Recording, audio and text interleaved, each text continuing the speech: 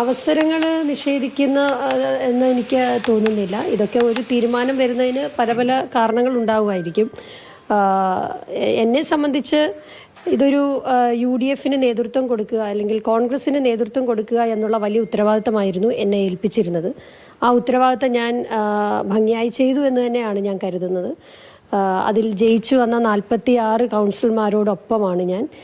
ഇപ്പോൾ തീരുമാനിക്കപ്പെട്ട രണ്ട് മേയർമാരുണ്ടല്ലോ, 2 പേരോടും ഉള്ള എൻ്റെ എല്ലാ പിന്തുണയും അഭിവാദ്യവും KPC ജനറൽ സെക്രട്ടറി എന്നുള്ള നിലയ്ക്കുണ്ട്. അവർ നന്നായി പ്രവർത്തിക്കും. അവർക്ക് വേണ്ട എല്ലാ സഹായവും എൻ്റെ ഭാഗത്തു നിന്ന് ഉണ്ടാവും. തെരഞ്ഞെടുപ്പിന് മുമ്പേ കേട്ട പേര് മാത്രമല്ല, അങ്ങനെ ഒരു ഉറപ്പിലായിരുന്നു. അതായത് ദീപ്തി മേരി വർഗീസ് മേയർ എന്നുള്ള ഉറപ്പിലാണ് മുന്നോട്ട് പോയത്. പിന്നെ എവിടെയാണ് ഈ പ്രശ്നങ്ങൾ നേരിട്ടത്, അല്ലെങ്കിൽ എവിടെയാണ് പിന്തുണ കുറഞ്ഞത്? എന്താ അതിനെ കുറിച്ച് പറയാനുള്ളത്? ഇതിന് നേതൃത്വം കൊടുക്കണമെന്നും ലീഡ് ചെയ്യണമെന്നും അത്തരത്തിലൊക്കെ എന്നോട് പറയേണ്ട ആളുകൾ നേതൃത്വത്തിന്റെ ഭാഗത്തു നിന്ന് പറഞ്ഞിരുന്നു. അത്തരത്തിൽ തന്നെയാണ് ഞാൻ പ്രവർത്തിച്ചു വന്നതും. പിന്നീട് ഒരു മാറ്റമുണ്ടായത് എന്താണെന്നുള്ളത് വിശദീകരിക്കേണ്ടത് മാറ്റിയ അല്ലെങ്കിൽ അങ്ങനെ തീരുമാനമെടുത്ത ആളുകളാണ്.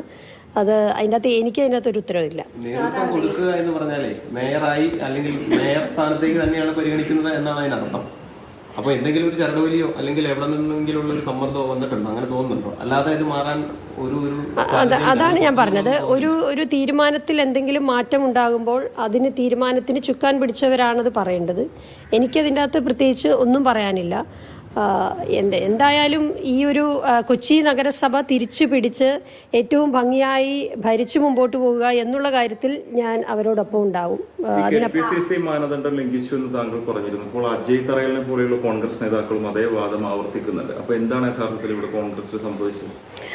അല്ല, KPCC സർക്കുലറിൽ പറഞ്ഞിരിക്കുന്ന കാര്യങ്ങൾ ഈ തെരഞ്ഞെടുക്കുന്ന പ്രോസസ്സിൽ ചില അപാകതകൾ സംഭവിച്ചിട്ടുണ്ട്. അത് ഞാൻ KPCയുമായി അതിന് പറയേണ്ട പ്ലാറ്റ്ഫോമിൽ ഞാനത് പറയും. അതിൻ്റെ അകത്ത് പ്രതിഷേധമൊന്നുമില്ല. പക്ഷേ ശ്രദ്ധിക്കേണ്ട കാര്യങ്ങൾ, ഗൗരവമായി ശ്രദ്ധിക്കേണ്ട കാര്യങ്ങൾ ശ്രദ്ധിക്കണം. ഇനി മുമ്പോട്ടുള്ള പാർട്ടിയുടെ പ്രയാണത്തിലും അത്തരം കാര്യങ്ങളൊക്കെ ശ്രദ്ധിക്കേണ്ടത് ആവശ്യമാണ്. KPCC എന്ന് പറയുന്നത് ഏറ്റവും പ്രധാനപ്പെട്ട ഉന്നത ബോഡിയാണ്. KPCC കൊടുക്കുന്ന സർക്കുലർ പ്രകാരം വേണം എല്ലാ കാര്യങ്ങളും തീരുമാനിക്കാൻ. തെരഞ്ഞെടുപ്പ് പ്രോസസ്സ് എങ്ങനെ വേണമെന്ന് അതിൽ പറഞ്ഞിരുന്നു. ആ പറഞ്ഞിരുന്ന ഒരു പ്രോസസ്സ് നടത്തുന്നതിൽ ചില അപാകതകൾ സംഭവിച്ചിട്ടുണ്ടെന്നാണ് ഞാൻ വിശ്വസിക്കുന്നത്. പ്രതിസന്ധി ഘട്ടങ്ങളിൽ KPCC നേതൃത്വം ഇടപെട്ടാണ് അവസാനം തീരുമാനമെടുക്കുന്നത്. പക്ഷെ കൊച്ചി അങ്ങനെ ഒരു സംഭവം ഉണ്ടായില്ല. ആരുടെയെങ്കിലും പ്രത്യേക താല്പര്യങ്ങളൊക്കെ ഇതിന് പിന്നിലുണ്ടാവുമെന്ന് കരുതുന്നുണ്ടോ? അല്ല, KPCC പ്രസിഡന്റ് തീർച്ചയായിട്ടും കമ്മ്യൂണിക്കേറ്റ് ചെയ്തിട്ടുണ്ടാവുമെന്ന് തന്നെയാണ് ഞാൻ മനസ്സിലാക്കുന്നത്. പക്ഷേ എന്തുകൊണ്ടാണ് ആ പ്രോസസ്സ് ഇവിടെ നടക്കാതിരുന്നത് എന്നുള്ളത് അതിന് നേതൃത്വം കൊടുത്തവർ പറയട്ടെ. എനിക്കതിൻ്റെ അകത്ത് പ്രത്യേകിച്ചൊന്നും പറയാനില്ല. പ്രതിപക്ഷ നേതാവിനായിരുന്നല്ലോ ചുമതല, അദ്ദേഹത്തിന്റെ തീരുമാനം കൂടിയാണല്ലോ ഇത്. യഥാർത്ഥത്തിൽ തീർച്ചയായിട്ടും കൊച്ചി നഗരസഭയുടെ ഭരണം പിടിക്കുക എന്നതിന് നേതൃത്വം കൊടുത്ത പ്രധാനപ്പെട്ട ആൾ, ചാർജ് ഉണ്ടായിരുന്ന പ്രതിപക്ഷ നേതാവ് തന്നെയാണ്. അദ്ദേഹം തന്നെയാണ് എനിക്കും ഇത് ലീഡ് ചെയ്യണം എന്നുള്ള ഒരു വലിയ ഉത്തരവാദിത്തം എന്നെ ഏൽപ്പിച്ചത്. അദ്ദേഹം പറഞ്ഞതനുസരിച്ചാണ് കഴിഞ്ഞ നാള് ഈ പറയുന്ന തെരഞ്ഞെടുപ്പിൽ ഉടനീളം ഞാൻ പ്രവർത്തിച്ചതും. പക്ഷേ പിന്നീട് തീരുമാനം എന്തുകൊണ്ട് ഇങ്ങനെ ആയി എന്നുള്ളത് അദ്ദേഹം തന്നെ പറയട്ടെ. നടന്നിട്ടുണ്ടോ? എനിക്കറിയില്ല. നിലവിൽ എനിക്ക് അത്തരം കാര്യങ്ങളൊന്നും അറിയില്ല. അങ്ങനെ ഒരു ഗൂഢാലോചന നടത്തേണ്ട ആവശ്യമുണ്ടെന്ന് എനിക്ക് തോന്നുന്നില്ല. പക്ഷേ ഇതിൻ്റെ അകത്ത് ഈ എണ്ണത്തിൻ്റെ കാര്യം ഇപ്പോൾ ചില ചാനലുകളൊക്കെ ഇന്നലെ റിപ്പോർട്ട് ചെയ്യുന്നത് ഞാൻ കണ്ടു. എണ്ണത്തിൻ്റെ ഒരു കണക്ക് അതിൽ മാത്രം എനിക്ക് വിയോജിപ്പുണ്ട്. കാരണം സ്വതന്ത്രമായ രീതിയിൽ കൗൺസിലർമാർക്ക് അത് രേഖപ്പെടുത്താനുള്ള ഒരു അവസരം നൽകേണ്ടതായിരുന്നു. അങ്ങനെ നൽകിയാൽ എനിക്ക് എൻ്റെ ആത്മവിശ്വാസം എന്നോടൊപ്പം വളരെയധികം കൗൺസിലർമാരുണ്ട് എന്ന് തന്നെയാണ്. അത് ആ ഒരു പ്രോസസ്സ് നടന്ന കാര്യത്തിൽ ചില അപാകതകൾ സംഭവിച്ചിട്ടുണ്ട്. അത് ഞാൻ KPCC പ്രസിഡന്റിനെ അറിയിച്ചിട്ടുമുണ്ട്. അതിനപ്പുറമായി ഈ എന്തെങ്കിലും ഒരു പദവി ലഭിക്കാതിരുന്നതിൽ എനിക്ക് യാതൊരു വിധത്തിലുള്ള പരിഭവമില്ല. ആ പ്രോസസ്സ് ഒരു പ്രധാനപ്പെട്ട മാനദണ്ഡമായാണ് ഇന്നലെ DCC പ്രസിഡന്റ് പറഞ്ഞത്.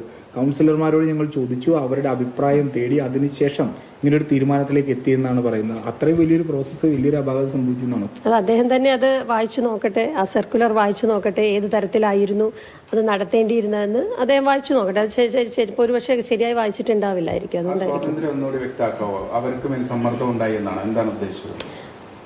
അതായത് അത് ഒന്നാമത് ആ പ്രോസസ്സ് നടത്തേണ്ടിയിരുന്നത് KPCC നിന്നുള്ള ഒരു നിരീക്ഷകൻ വന്ന് നടത്തണം. സ്വതന്ത്രമായി രഹസ്യമായ വോട്ടെടുപ്പ് വേണമായിരുന്നു. രഹസ്യമായി കാര്യം പല ആളുകൾക്കും പലരും ജൂനിയേഴ്സ് ആയിട്ടുള്ള പുതിയതായിട്ട് വന്ന കൗൺസിലേഴ്സ് ഉൾപ്പെടെയുണ്ട്. അപ്പോൾ പലതരത്തിലുള്ള സമ്മർദ്ദം അവർക്ക് ഉണ്ടായിട്ടുണ്ടെങ്കിൽ അത് സ്വതന്ത്രമായി അവർക്കത് വിനിയോഗിക്കാൻ ചിലപ്പോൾ കഴിഞ്ഞിട്ടുണ്ടാവില്ല. അതൊക്കെ പിന്നീട് പാർട്ടി നോക്കേണ്ട കാര്യമാണ്. എനിക്ക് ഒറ്റ കാര്യത്തിലേ ഉള്ളൂ, ഇത് പ്രോസസ്സ് ഇതിൻ്റെ അകത്ത് എനിക്ക് എണ്ണം കുറഞ്ഞു പോയി, എനിക്ക് പാർലമെന്ററി കമ്മിറ്റിയിൽ സപ്പോർട്ടില്ല എന്ന് പറയുന്നതിൽ മാത്രമേ എനിക്ക് വിയോജിപ്പുള്ളൂ. മറ്റൊരു കാര്യത്തിലും എനിക്കൊരു വിയോജിപ്പുമില്ല. പലതരത്തിലുള്ള സമുദായ സംഘടനകളുടെ താല്പര്യത്തിന് മറ്റേതെങ്കിലും വാഗ്ദാനങ്ങൾ തന്നാൽ സ്വീകരിക്കുമോ മെട്രോപൊളിറ്റൻ? ഇല്ലേ, എല്ലാം അങ്ങനെ ഒരു വാഗ്ദാനവും എന്നോട് പറഞ്ഞിട്ടുമില്ല, ഞാൻ ചോദിച്ചിട്ടുമില്ല.